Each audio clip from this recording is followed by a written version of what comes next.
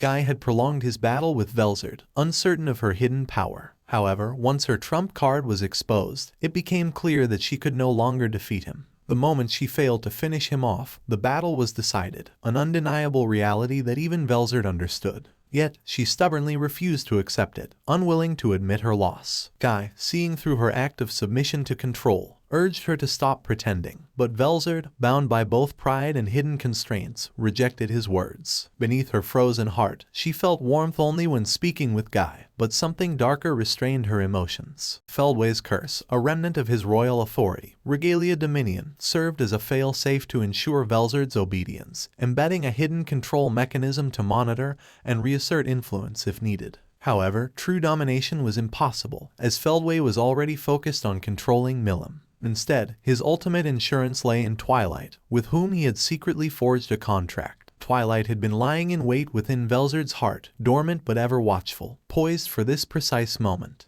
With a mere command from Feldway, Twilight awakened, fully manifesting in a new dragon body, one no longer a mere pseudo-replica, but his own true form. As Velzard's form shifted, her body glowing before adopting a masculine physique, Twilight fully emerged, taking control. Mocking Guy, Twilight claimed that this time, he would emerge victorious. Fury ignited within Guy, his very soul burning with rage at Twilight's violation of Velzard. To Guy, this was unforgivable, an unthinkable act of desecration. His hair flared, glowing a brilliant crimson as he prepared to annihilate Twilight for daring to lay hands on what was his. Feldway's lingering influence whispered its command, pressing Twilight to eliminate Guy immediately, to which Twilight responded with arrogant confidence. Yet, just as he prepared to execute the order, something interrupted his transmission to Feldway. At that instant, from the void surrounding them, a single path opened, and through it, a single bullet shot forward, piercing the space between them. It was Judgment, the divine destruction bullet, an attack capable of erasing anything in its path, an unforeseen force that could change the entire course of battle. Gabble's miracle not only protected those within the barrier,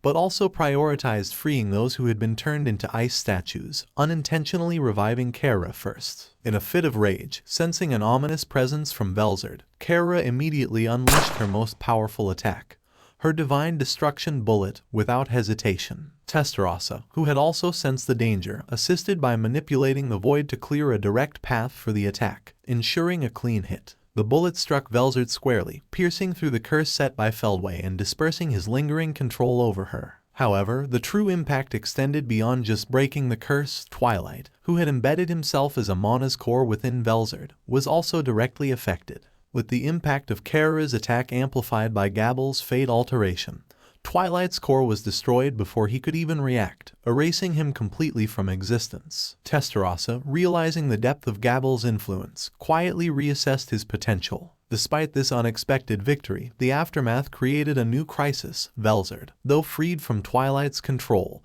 had taken a direct hit from the divine destruction bullet and lost her reason, sending her into a berserk rampage. This proved to be an immediate issue for Guy, who was now forced to contain the situation while managing the steady dispelling of the ice statues and the weakening of Velzard's absolute defense blessing. Meanwhile, Carrera, unfazed by the destruction she caused, dismissed any blame, arguing that it was only fair to retaliate against Velzard, who had frozen her in the first place. However, for Guy, who was now dealing with the consequences firsthand, Carrera's reckless attack only added to the chaos, leaving Guy frustrated as he engaged Velzard directly, while Tensura worked to counteract her magic bullets and clear the ice and snow for visibility. Recognizing that Velzard's berserk state was likely due to Carrera's divine destruction bullet, Tensura focused on minimizing collateral damage. Carrera, eager to fight, and Rain, reluctantly joining, were called upon by Guy to assist in subduing Velzard. Meanwhile, Misery took charge of reinforcing the protective barriers alongside Geld, as the ongoing battle made defense a crucial priority. With Velzard's freezing effects gradually unraveling, the revived Esprit assisted in barrier reinforcement, albeit with some exasperation. As more warriors awakened, they either retreated for safety or began organizing evacuation efforts. The battlefield remained a chaotic nightmare, where even experienced warriors struggled to comprehend the devastation. While some, like Gabua and Phobio, feared the worst, Carrion remained optimistic, trusting Guy to handle the situation. Frey, however, insisted on maintaining order, urging Carrion to rally their troops. With their departure, Guy found himself facing a relentless Velzard, whose overwhelming power made her nearly impossible to stop without drastic consequences. Confident in his ability to win, he nonetheless refused to consider killing her, knowing the destruction that would result. As Carrera and Rain stood by, awaiting his command, Guy pondered his next move, faced with one of the most difficult dilemmas of his life. Diablo's taunts pushed Feldway to his limit, forcing the impatient strategist to shift his priorities. With his curse order over Velzard unexpectedly destroyed and his plans unraveling, Feldway chose to abandon his control over Milim to focus entirely on annihilating Diablo.